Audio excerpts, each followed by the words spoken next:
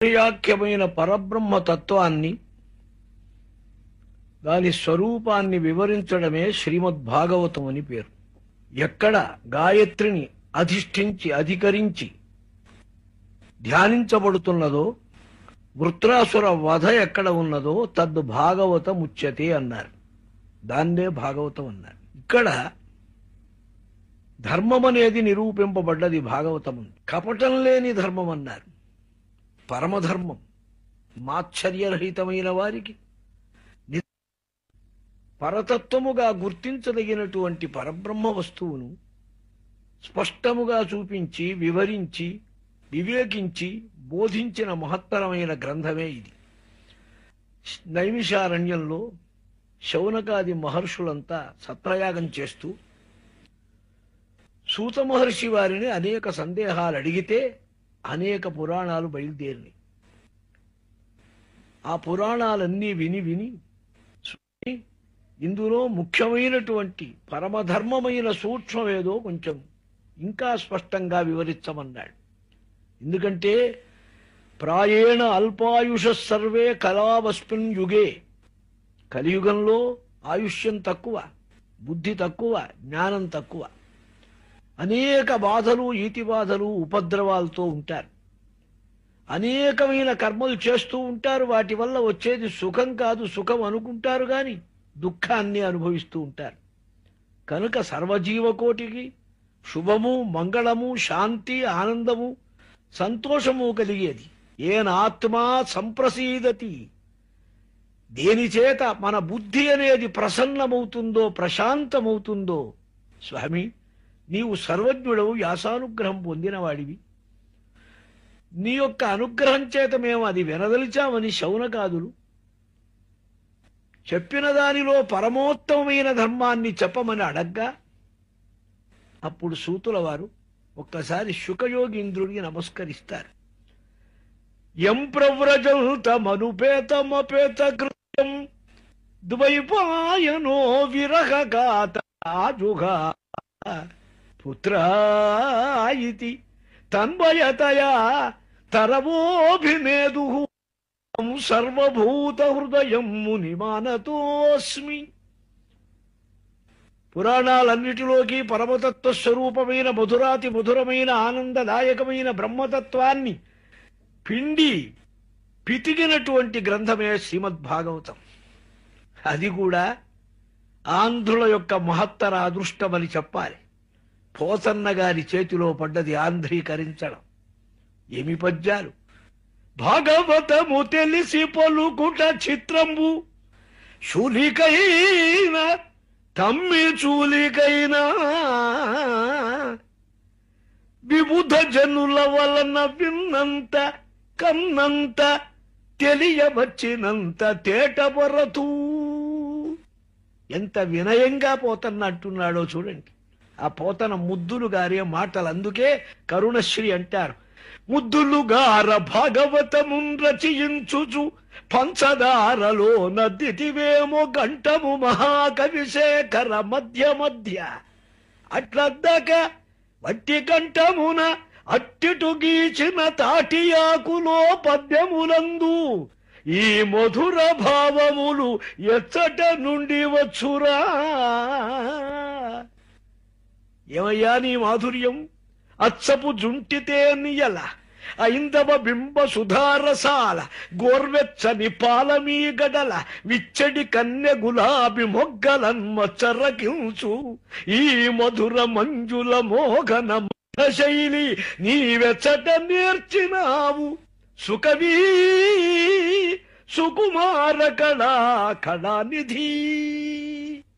ఆ పోతన్న గారి అనుగ్రహమే ఆంధ్ర సారస్వత మహాప్రపంచానికి భగవద్భక్తి జ్ఞాన వైరాగ్యాలను ప్రసరించింది. ఆయనంటాడు శుకయోగి నమస్కారం, సముడై ఎవడు ముక్త కర్మజయుడై సన్యాసి అయి ఒంటి బోవ నితంతంబు ఓహో కుమారయనుచున్ వ్యాసుండు జీరంగా వృక్షములున్ తన్మయతన్ ప్రతిధ్వనులు సక్కం చేసే మున్నట్టి భూతమయున్ మ్రొక్కెద బాదరాయణునికి తపోధన్యాగ్రణి ధీమణిన్. శుకుడు బయలుదేరి వెళుతూ ఉంటే పుత్ర వ్యామోహంతో వ్యాసుల వారంతా వారు వెంటబడి నాయనా కుమారా అని పిలిచారు. ఓ కుమారయనుచున్ వ్యాసుండు జీరంగా. కుమారుడు పలకలే, సమస్త వృక్షాలు పలికినాయి. తన్మయుడన్నమాట. బ్రహ్మవేత్త, బ్రహ్మాండమంతా నిండి ఉంటాడు. ఆయన లేని వస్తువు లేనే లేదు.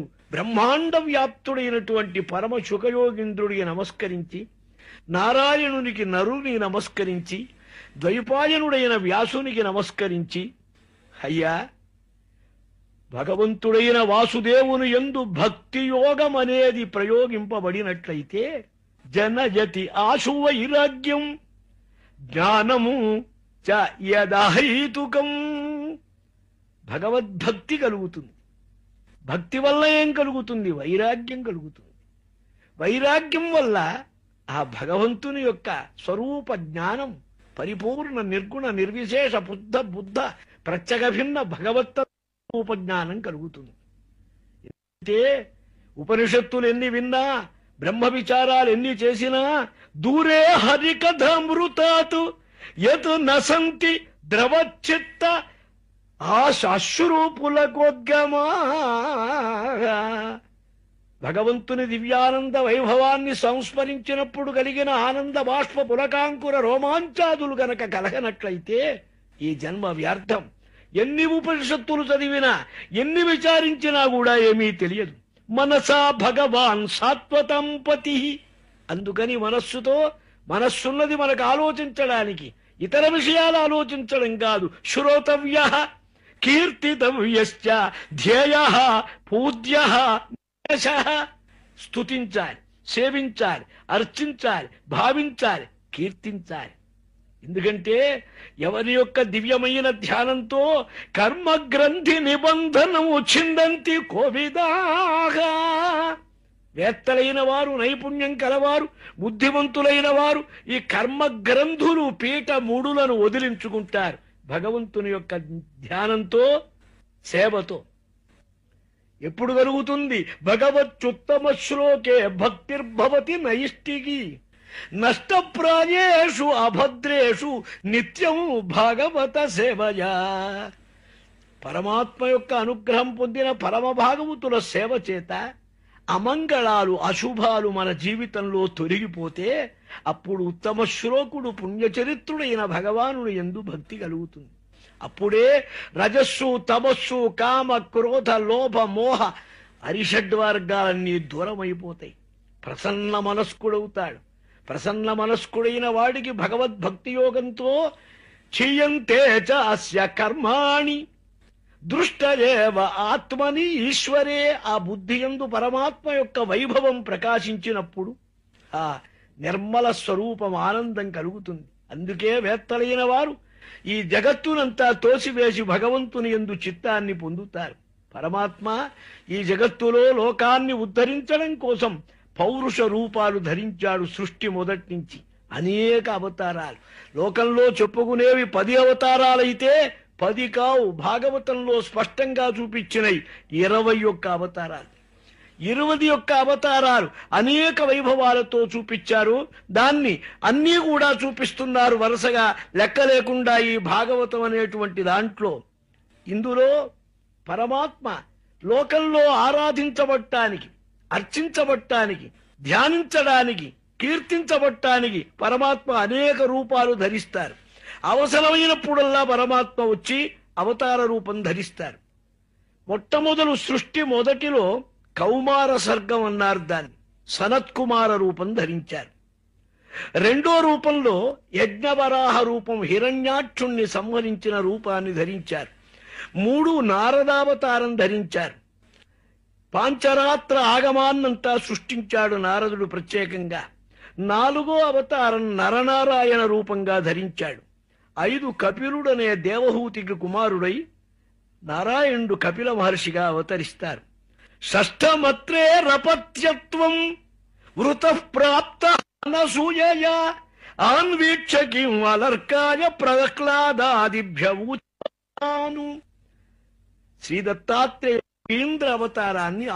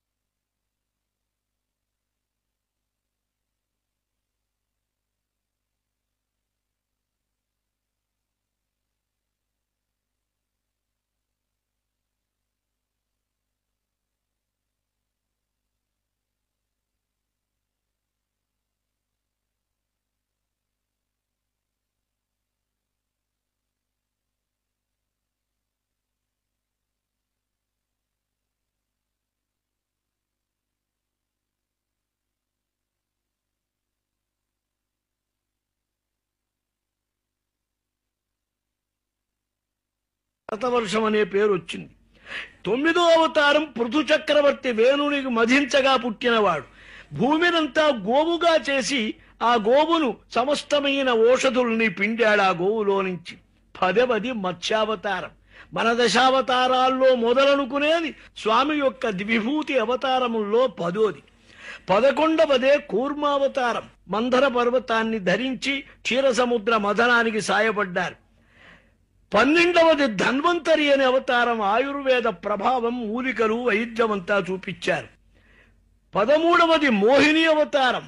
దేవతలకు అమృతం ఇచ్చి రాక్షసులకు అమృతం ఇవ్వకుండా మాయ చేసిన అవతారం. 14వది ఆ భయంకరమైన హిరణ్యకశిపువును సంహరించిన నరసింహ అవతారం. 15వది వామనావతారం. 3 అడుగుల నేలతో బ్రహ్మాండాన్నంతటినీ తాను వశం చేసుకున్నాడు. 16వది పరశురామావతారం. 17వది వేదవ్యాసులుగా అవతరించారు. వేద శాస్త్ర ధర్మ విభాగం చేయటం. అలాగే 18 శ్రీరామావతారం. రావణ సంహారం జరిపారు. 19వది శ్రీకృష్ణావతారం. 20ది గౌతమ బుద్ధుని యొక్క అవతారం. 21 భవిష్యత్తులో రాబోయే కలికి అవతారం. 21 అవతారాల్ని భవిష్యత్తును కూడా చెప్పారు. ఇన్ని అవతారాలున్నా ఏతేచ అంశకల పుంస కృష్ణస్తు భగవాన్ స్వయం.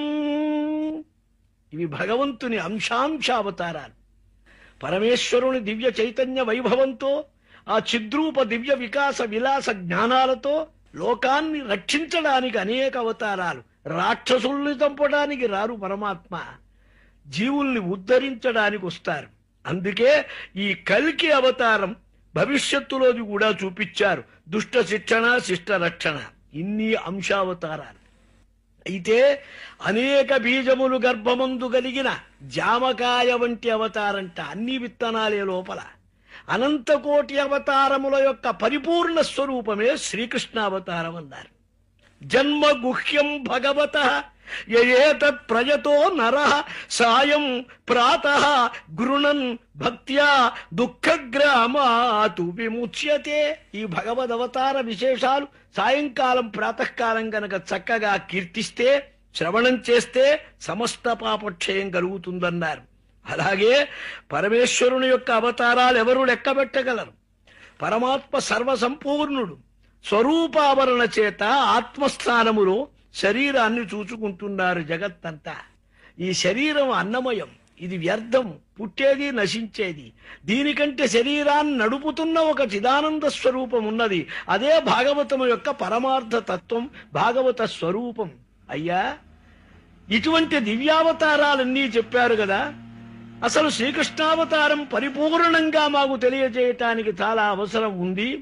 తద్వాగ్విసర్గో జనతా విప్లవః యస్మిన్ ప్రతిశ్లోకమబద్ధవత్యపి నామాన్యనంతస్య యథోగతాం యశృణ్వంతి గాయంతి గృణంతి సాధవః నైష్కర్మ్యమపి అచ్యుత భావవర్జితం న శోభతే జ్ఞానబలం నిరంజనం కుతః పునః శశ్వదభ్రమీశ్వరే నచార్పితం కర్మ యదప్యకారణం.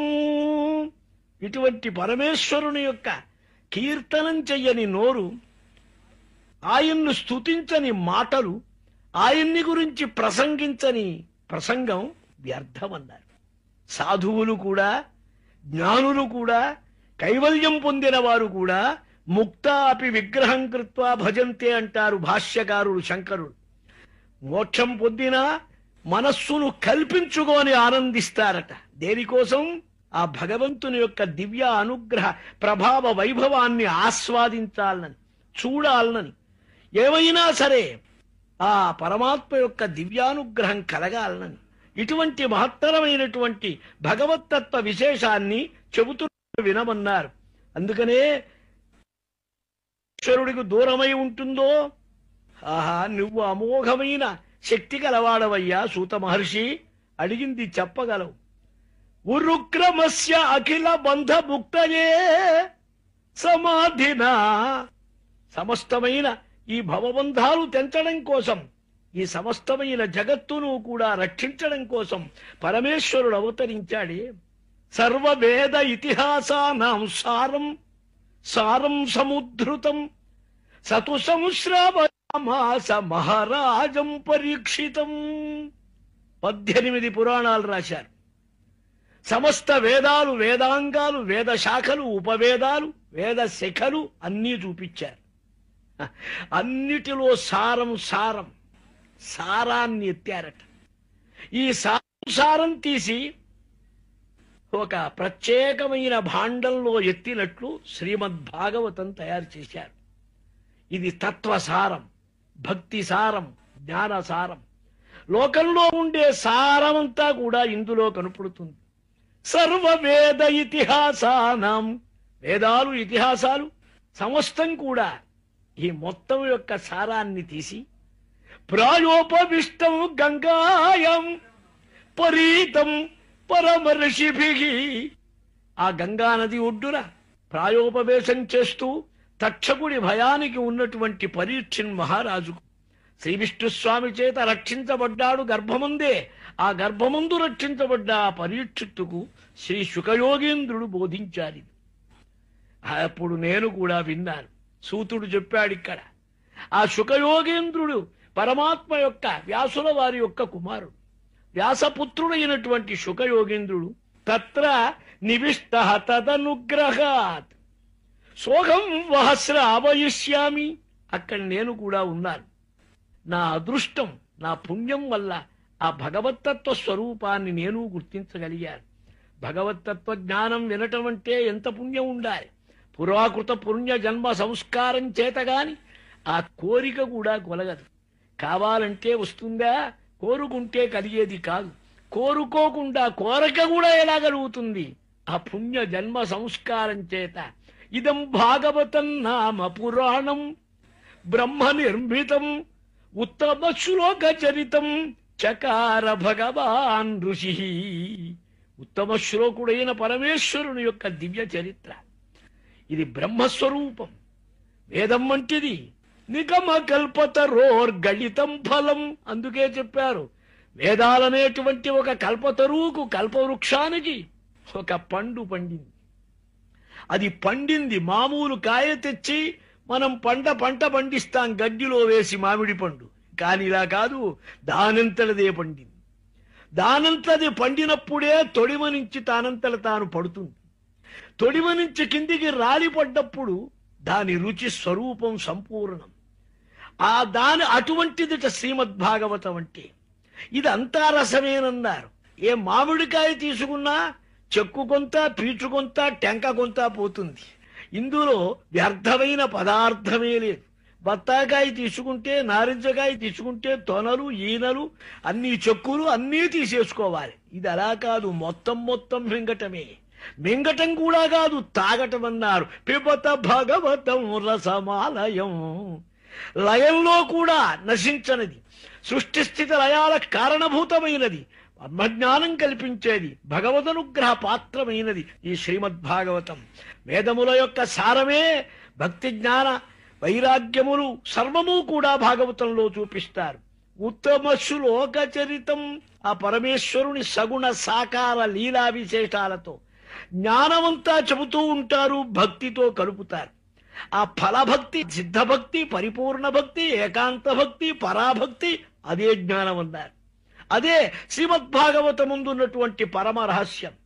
ఈ మొత్తం కూడా ఆ వ్యాసుల వారు శుకుడికి చెప్పారు. శుకమంటే ఇది చిలుక. చిలుక కొరికిన పండు భలే రుచిగా ఉంటుందన్నారు.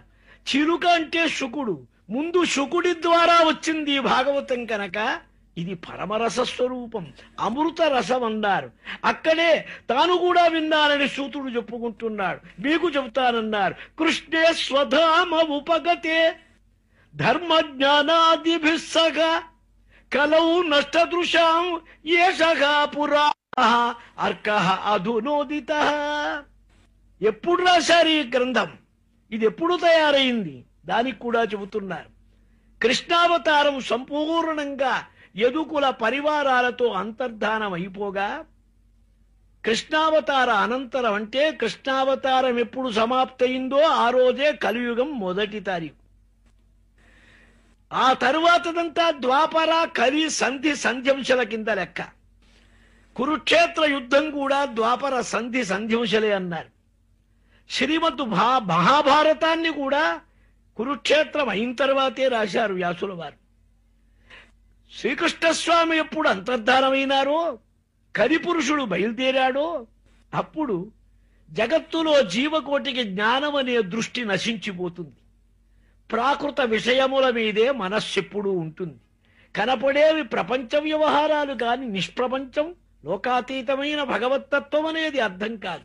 అటువంటి వారికి కన్ను తెరిపించడానికి, చక్కగా దృష్టి ఇవ్వటానికి, జ్ఞానం ప్రసాదించడానికి ఆ పరమాత్మ వ్యాసభగవానుడు ఈ యుగంలో పురాణ అర్కః అధునోదితః, పురాణం అనేటువంటి సూర్యుడు ఈ వెలిగించాడు పరమాత్మ వ్యాసుల వారు.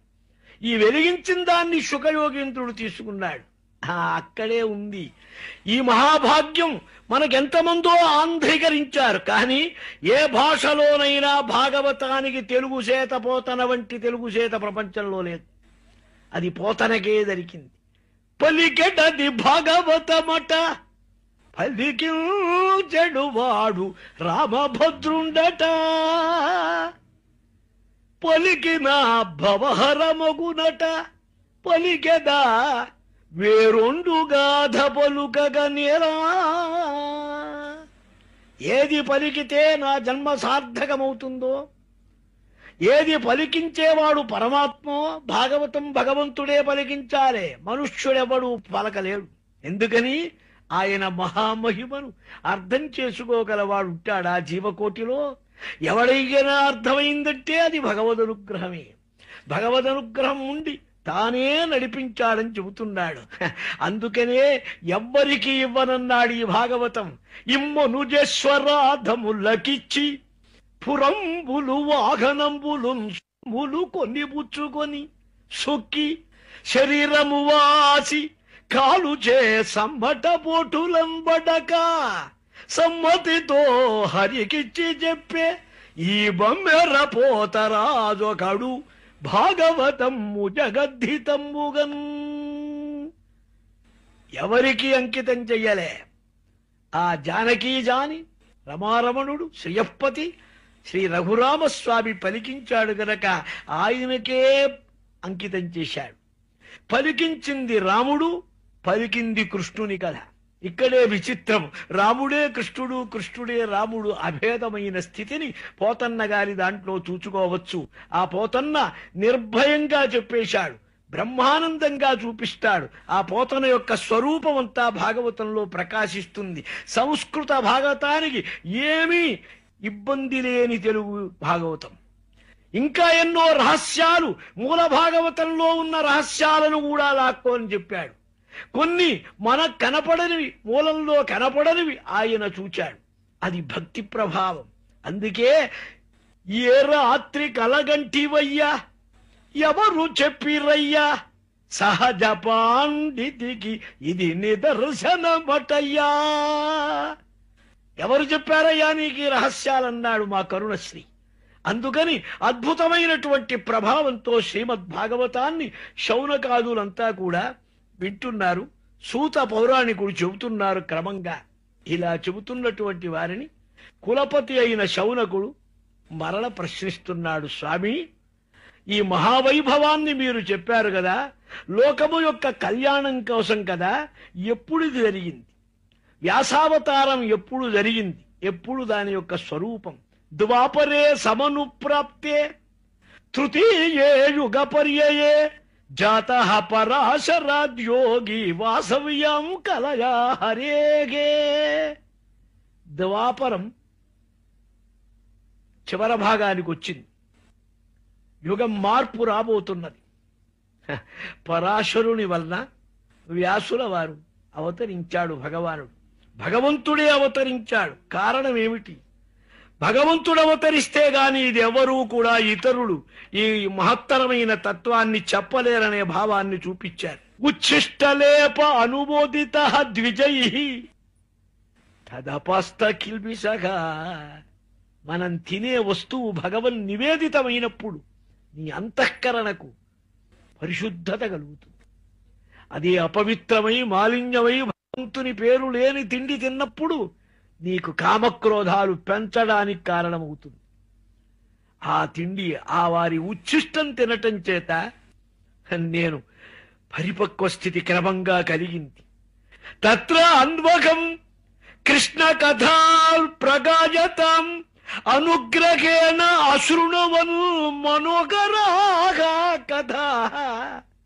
మహానుభావులు నిస్సంగులైన ఆ భగవత్ తత్వరసాన్ని గుర్తించిన పరమ భాగవతులు హృదయపూర్వకంగా ఏకాగ్రతతో భగవన్నామ సంకీర్తనలు చేస్తూ ఉంటే అవి నా చెవున పడేవి.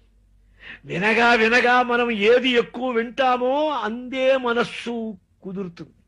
అందుకనే మంచి మాట వినాలి, మంచి విషయం చూడాలి, మంచి ఆలోచించాలి.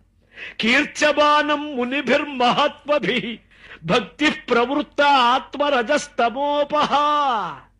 ఆ భగవంతుని కీర్తనం వినగా వినగా నాకు కీర్తించాలనిపించేది. కీర్తించగా కీర్తించగా ఈ మనస్సుకున్న మాలిన్యం, రజస్సు, తమస్సు క్రమక్రమంగా తొలగటం మొదలుపెట్టింది. అనురాగం బయలుదేరింది. అనురాగం పుట్టాలి. అది ఊరికే పుట్టదు. పుట్టడానికి ఏదో చేసి వేషాలేస్తే పుట్టదు. అచ్చపు చీకటింబడి గృహవ్రతులై విషయ ప్రవిష్టులై చచ్చుచు పుట్టుచు మరల చర్విత చర్వణులైన వారికి చచ్చర పుట్టునే. పరులు చెప్పిననైనా నిజేచ్ఛనైనా ఏమిచ్చిననైనా కానలకు ఏగిననైనా హరి ప్రబోధముల్. చిత్తము శుద్ధం కానిదే భగవంతుని యందు ప్రీతి కలగదు. ఇలా నేను వారి సేవతో పరిపక్వ స్థితి కలుగుతూ చిత్తం క్రమంగా పరిపక్వం అవుతూ వచ్చింది. ఎత్తత్ సాక్షాత్ భగవతోదితం అన్వవోచన్ గమిష్యంత. కాలం వారి సేవ చేసి చేసి చివరకు వారు ఇక్కడి నుంచి వెళ్ళిపోతున్నారు. వెళ్ళిపోతున్నప్పుడు పరమసేవ చేసిన భక్తుణ్ణి గనక, నాయందు అపారమైన సాధువులకు అనుగ్రహం ఎక్కువ గనక నిష్కారణమైన కరుణతో వారు అనుగ్రహించి భగవత్ సూక్ష్మ ధర్మాన్ని నాకు చెప్పారు. వాసుదేవుని యొక్క మాయానుభావాన్ని, ఏది తెలుసుకుంటే పరమపదాన్ని సాధించగలరో దానికి మార్గం చూపించారు. ఏతదు సంసూచితం బ్రహ్మన్నో తాపత్రయ చికిత్సితం యదీశ్వరే భగవతి కర్మ బ్రహ్మణి భావితం యశ్చ భూతానామామయః జ్ఞాయతే ఏన సువ్రత తదేవ ఆమయ ద్రవ్యం న పునాతి చికిత్సితం. కర్మబంధాన్ని పోగొట్టుకోవటానికి కొందరు కర్మలు, యజ్ఞాలు, దానాలు ఏవో చేస్తారు. బురద కడుక్కో, బురద పూస్తే బురద పోతుందా? వారికి ఎప్పటికీ బంధ విముక్తి కలగదు. భగవత్కథ శ్రవణం చెయ్యాలి. మొట్టమొదలు భగవత్కథ ఆనందాన్ని పొందాలి.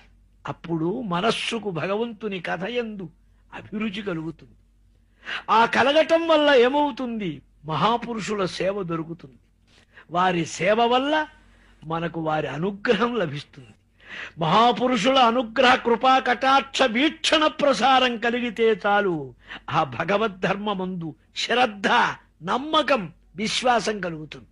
ఆనంద బాష్పాలు, పులకాంకురాలు, అంబుజోదరు దివ్య పాదారవింద చింతనావృత పాన విశేష మత చిత్తము ఏ రీతి ఇతరంబు ఎరుగ నేర్చు. ప్రహ్లాదుడు అంటాడు, ఆ అమృతాన్ని తాగినప్పుడు చేదు పదార్థం తాగలమా? చేదు పదార్థమైన వాడికి తీపి కూడా పనికిరాదు. కాఫీ తాగేవాడికి, డికాషనే తాగేవాడికి పంచదార వేసినా వెగటుగా ఉంటుంది. ఎందుకని? చేదు అలవాటైంది. ఈ సంసారంలో ఉన్న సుఖ దుఃఖాలనే బంధాలు చేదనేది అలవాటై భగవత్కథ అనే అమృతం వైపు మనస్సు పోవటం లేదు.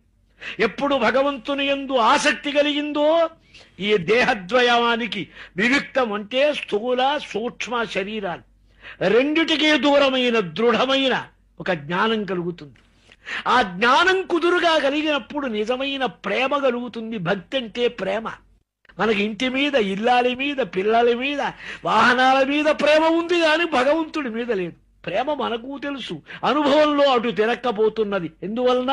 మహత్సాంగత్యం లేకపోవటం వల్ల. అప్పుడు భగవద్గుణావిర్భావం కలుగుతుంది. ఒక్కడు నేడుచు ఒక్క చోట. స్వామిని నిజంగా భావిస్తే స్వామి అక్కడ ఊరికే వచ్చి నడుస్తున్నట్టు కనపడుతుంది. ఆ హృదయ పరిపక్వత అన్నమాట.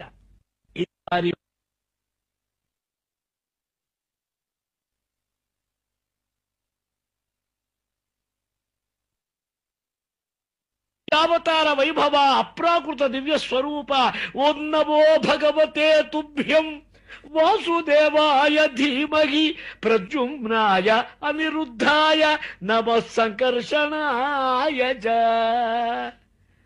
వాసుదేవ, ప్రద్యుమ్న, అనిరుద్ధ, సంకర్షణ చతుర్వ్యూహమందుంది భగవత్తత్వం.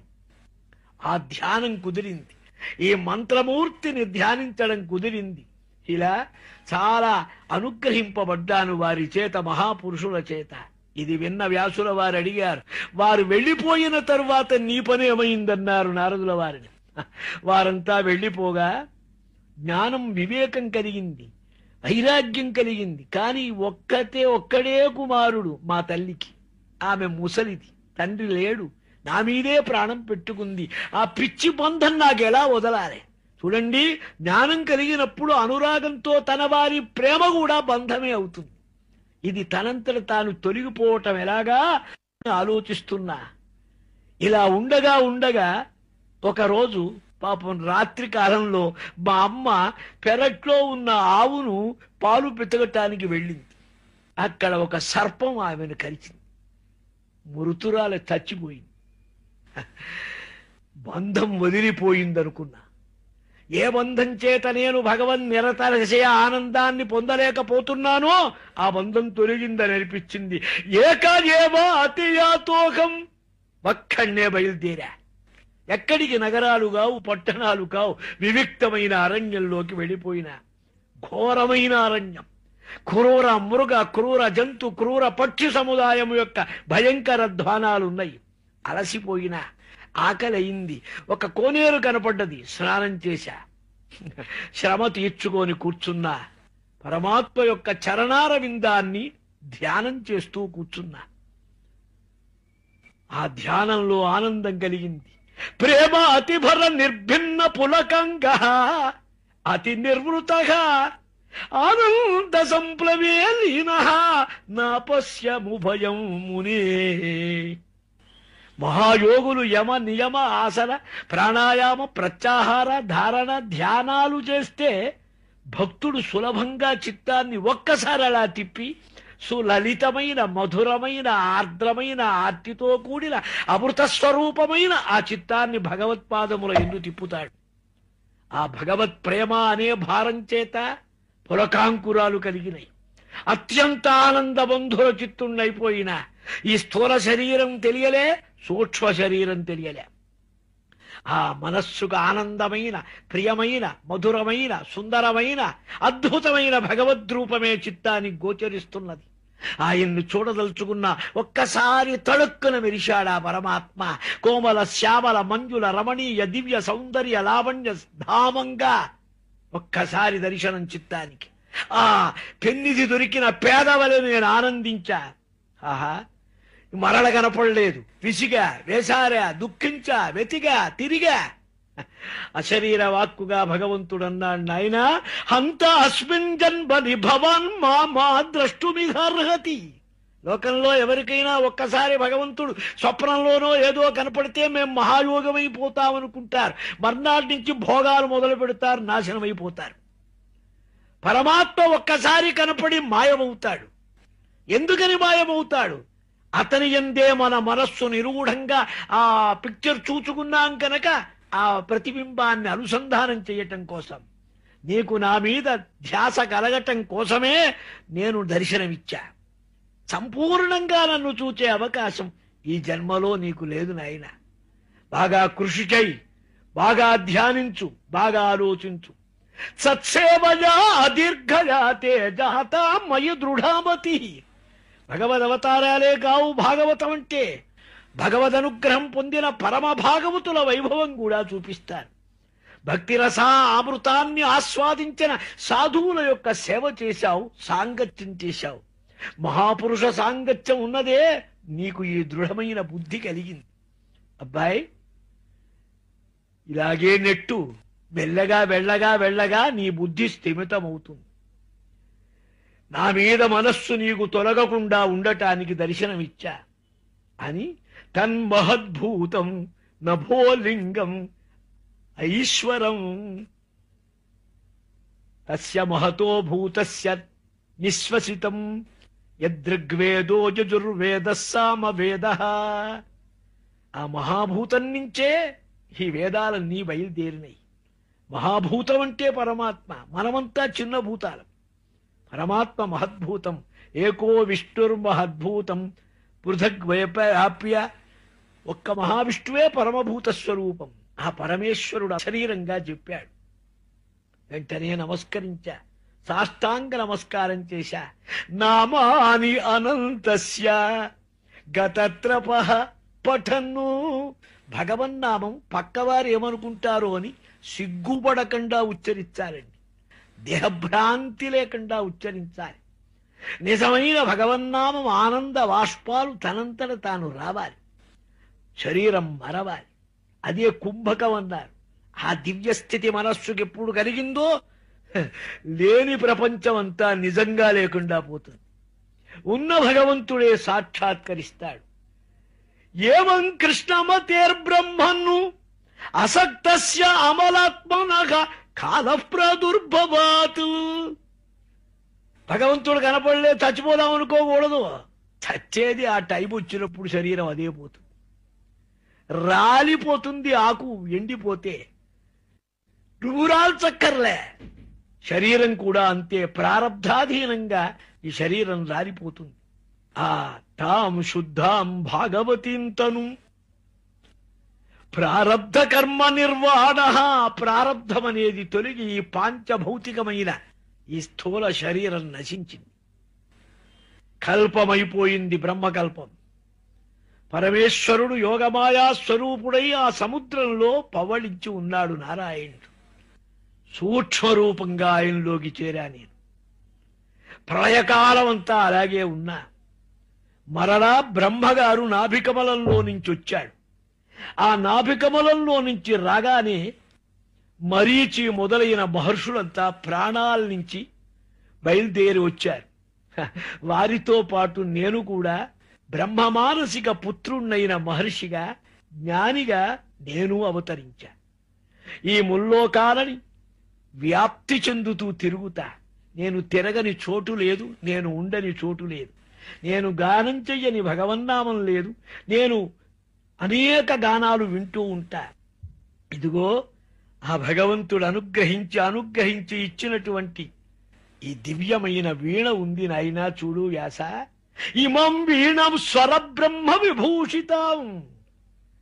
నాద బ్రహ్మోపాసన, స్వరములే దానికి ముఖ్యం. ఈ వీణను మీటుతూ మూర్ఛయిత్వా, చక్కగా శృతి పక్వం చేసి, హరికథము గాయమాన చరమ్యగం. శృతి లయలెందుకు పుట్టినయి? మన చిత్తాన్ని ఏకధారావృతంగా ఏకాగ్రం చేసి భగవత్ చరణారవిందముల యందు నిలపటం కోసం పుట్టినయి. అంతేగాని ఏదో సామాజికులైన ప్రజల్ని సంతోషపెట్టడానికి, గరిడీలు తీయటానికి కాదు. ఇలా ఉపయోగించడం ఉందే, దివ్యమైన అమృతాన్నిస్తే నీళ్లు స్నానం చేయటానికి వాడుకున్నట్లవుతుంది. త్యాగరాజాదులు అందుకే దాన్ని వాడుకున్నారు. ఆ పరమాత్మ దివ్య వీర్యములను, దివ్య శక్తులను గానం చేస్తూ వచ్చారు. ఆహా, ఈ సంసార సముద్రంలో ఎందరో భగవన్నామాన్ని గానం చేసి కృతార్థులైనారు, పవిత్రులైనారు. అటువంటి భగవంతుని యొక్క దివ్య కీర్తన వైభవ స్మరణాలు నేను చేస్తూ వచ్చా. అయినా యోగములున్నవే యమ నియమ ఆసనాదులు. వాటినేదో చెయ్యాలనని, కామక్రోధాలని గెలవాలనని ప్రయత్నం చేస్తే వచ్చేవి కావు. ముకుంద సేవయ యద్వతు తథాత్మా అర్ధా నశామ్యతి. యోగాదుల చేత రోగాలు రావచ్చు గాని భగవచ్చరణామృత ఆనందాన్ని పొందే భక్తి రసం వల్ల సర్వపాప పరిహారం అవుతుంది, ఆనందం కలుగుతుంది, ఏకాగ్రత కలుగుతుంది. ఇది పరమరహస్యం. నువ్విన్ని గ్రంథాలు చెప్పినా భగవద్వైభవాన్ని విస్తరించి విపులంగా విశదంగా వివరించలేదు కనుక నీకీ తాపం తగ్గలేదన్నారు. ఎందుకని?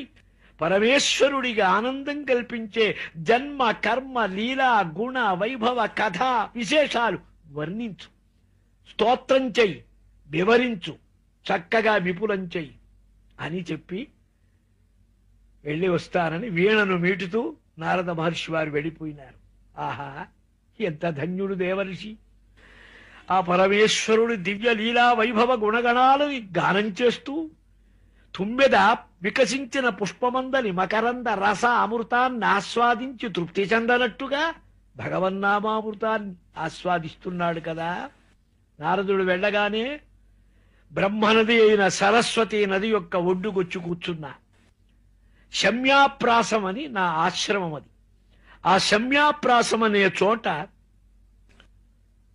ముఖ్యమైన ఆశ్రమం బదరీషండ మండితే, హిమోత్పర్వతం బదరికాశ్రమ ప్రాంతం ఇది. కూర్చున్నా.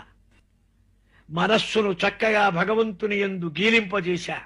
ఆ పరతత్వ స్వరూపం భక్తి యోగే మనసి సమ్యక్ ప్రణిహితే అమలే అపశ్యతు పురుషం పూర్ణం మాయాంచతదుపాశ్రయం. పరినైష్ఠికమైన ధ్యానం చేయటం వల్ల ఆ మనస్సుకు పట్టిన మాయా మాలిన్యం తొలగిపోయింది. ఆ భగవత్తత్వ స్వరూపం హృదయానికి గోచరమైంది. ఆహా, ఏ మాయ చేత మోహింపబడ్డవాడై ఈ జీవకోటి సత్వరజస్తమో గుణాత్మకమైన ఈ జగత్తును ఆస్వాదిస్తూ ఆనందిస్తూ దుఃఖిస్తూ అనంత కోటి జన్మలు అనుభవిస్తూ మహానరకాన్ని ఆస్వాదిస్తున్నాడో, ఆ మాయ అంతు మనకు తెలిసేటప్పటికే అసలు మాయాతీతమైన భగవద్విషయం ఏదో నాకు అర్థమైంది. అనర్థాలన్నీ పోగొట్టడానికి నారాయణుని చరణారవిందముల యందు కలిగే భక్తి యోగమే గొప్పది. అప్పుడు చక్కగా సాత్వత సంహిత అయిన ఈ భాగవత శాస్త్రాన్ని నేను తయారు చేశా, రచించా. పూసః శోకమోహ భయాపహ. శోకం మోహాన్ని పోగొట్టేది భక్తి. ఇది ఎవరికి చెప్పాలా అని ఆలోచించా. అప్పుడు నాకు తోచింది, ఆత్మయోగి సహజయోగి అయిన నా కుమారుడు ఆ శుకయోగికి ఇది పాఠం చెప్పా. అతడు సర్వత్రా నివృత్తుడు, జ్ఞాననిష్ఠుడు, బ్రహ్మణ్యుడు. అయినప్పటికీ ఇది పాఠం చదివాడు. అప్పుడు శౌనకుడు అడుగుతున్నాడు సూతుల వారిని, జ్ఞానులు, ముక్తులు, మహాయోగులు ఒకచోట నిలవనివాడు, ఒక విషయముందు ఆసక్తి లేనివాడు ఎందుకయ్యా ఈ భాగవతం భగవద్గుణాలెందుకు విన్నాడన్నారు. అంటే చెబుతున్నారు, ఆత్మారామాశ్చ మునజః నిర్గ్రంథా అపి ఉరుక్రమే కుర్వంతి అహైతుకీం భక్తిం ఇత్థం భూతగుణో హరి. సర్వబ్రహ్మాండాన్ని తోచిన మహాజ్ఞానులు కూడా ఆనందించేదే భగవంతుని సగుణ సాకార లీలా విశేషం. అందుకే మహావిరక్తుడైన యోగి పుంగవుడైన ఆత్మయోగి అయిన శుకయోగేంద్రుడు ఈ భాగవతాన్ని చదివాడు కావాలని. ఆ చదివినటువంటి మహత్తరమైన ఆఖ్యానం చక్కగా అనుసంధానం చేశాడు, గ్రహించాడు. అది తరువాత కౌకురు పాండవుల యొక్క మహాభయంకర రణరంగం అయిపోయిన తరువాత ప్రభు దుర్యోధనుడికి సంతోషం కల్పించాలని అశ్వత్థామ సౌప్తిక పర్వంలో అర్ధరాత్రి సమస్త పరివార ఉప పాండవుల్ని సంహరించగా, అశ్వత్థామను సంహరించడానికి బయలుదేరిన అర్జునుడు వెంటబడగా, ఆ పరీక్షిత్తు రక్షింపబడ్డాడే ఉత్తరా గర్భమందు. ఆ పరీక్షిత్తుకు ఈ మహాబోధ చేశాడు శుకయోగీంద్రుడు ప్రాయోపవిష్టుడు కాగా. పరీక్షిత్తు గర్భంలో ఉండగానే యుద్ధం ప్రారంభమైంది. ఆ గర్భస్థుడైన పరీక్షిత్తు అభిమన్యుడు ఉత్తర గర్భవతిగా ఉన్నది. తల్లి సుభద్ర త్వదేక పుత్ర భార్య గర్భవతి నీపగ్గ నిరంకుశంబు పసిపాపవు పాపులు వారు మేనికింగగ్గుర్రపాటు పుట్టే కొడుకా నిన్ను యుద్ధములోనికి అంపగన్. పద్మవ్యూహానికి అభిమన్యుడంటూ తిరుపతి వారి పద్యం. చమత్కారం. ధర్మరాజు పాపం కష్టపడతాడు. భార్య గర్భవతి. గర్భవతిగా ఉండగానే యుద్ధం జరిగింది. యుద్ధంలో సర్వసంహారం అయిపోయింది 18 రోజులతో. 18 రోజులతో అయిపోవటంతో ఆ రాత్రి అందరినీ సంహరించి అశ్వత్థామ పరిగెత్తాడు.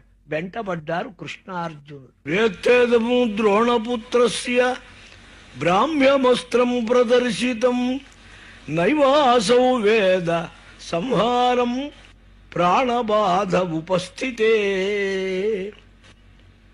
దుర్యోధనుడికి ప్రీతి చేద్దామని హసురభావం ఆవేశించినట్లు అశ్వత్థామ బ్రహ్మశిరో అస్త్రం ప్రయోగించాడు శ్రీకృష్ణార్జునులు వస్తూ ఉంటే. రాత్రి సౌప్తిక పర్వంలో సమస్త శిశువులను, దృష్టజుమ్నాది మహావీరులను, పాంచాల శోభక శృంజయులను సంహరించాడు అర్ధరాత్రి కిరాతక వృత్తితో. ద్రౌపది ఎలాగైనా అశ్వత్థామ శిరస్సు తీసుకువచ్చి పెడతానని ప్రతిజ్ఞ చేసి అర్జునుడు బయలుదేరాడు. శ్రీకృష్ణస్వామి అర్జునుడు రథం మీద వెళుతున్నారు. కృష్ణార్జునులు వస్తున్నట్టు చూచి పరమ భయంకరమై ఎప్పుడూ వదిలిపెట్టనటువంటి బ్రహ్మశిరో అస్త్రాన్ని వదిలాడు అశ్వత్థామ.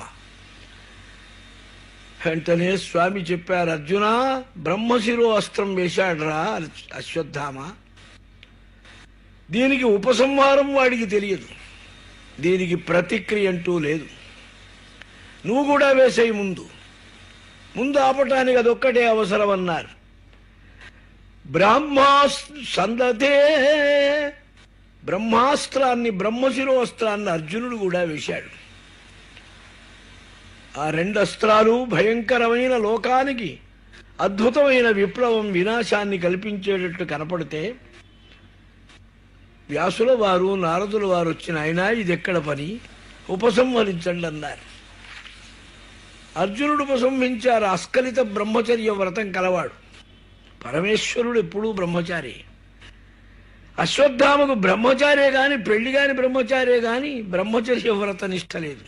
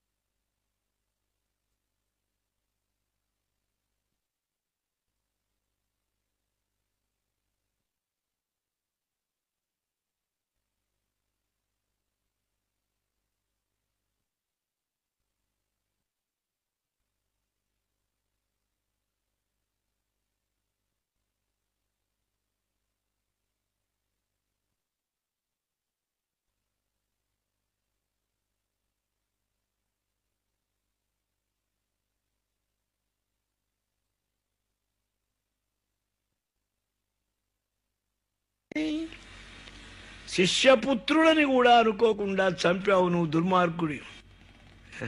కానీ నిన్ను చంపడం ఎట్లా? భూసురుడవు, బుద్ధితయా భాసురుడవు, శుద్ధ వీర భట సందోగ అగ్రేసరుడవు, శిశుమారణము ఆసుర కృత్యంబు ధర్మమగునే తండ్రి.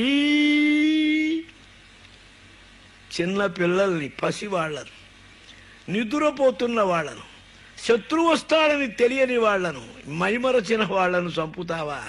ఇదెక్కడి ధర్మమయ్యా? ఉద్రేకంబున రారు శస్త్రధరులై యుద్ధమనిల్లేరు, కించిద్రోగంబును నీకు చేయరు, బలోత్సేకంబుతో చీకటిన్ భద్రాకరుల చిన్న పాపల నిరూఢ ప్రౌఢ క్రియాహీనులను నిద్రాసక్తుల సంహరింప అకట నీ చేతులెట్లాడేను?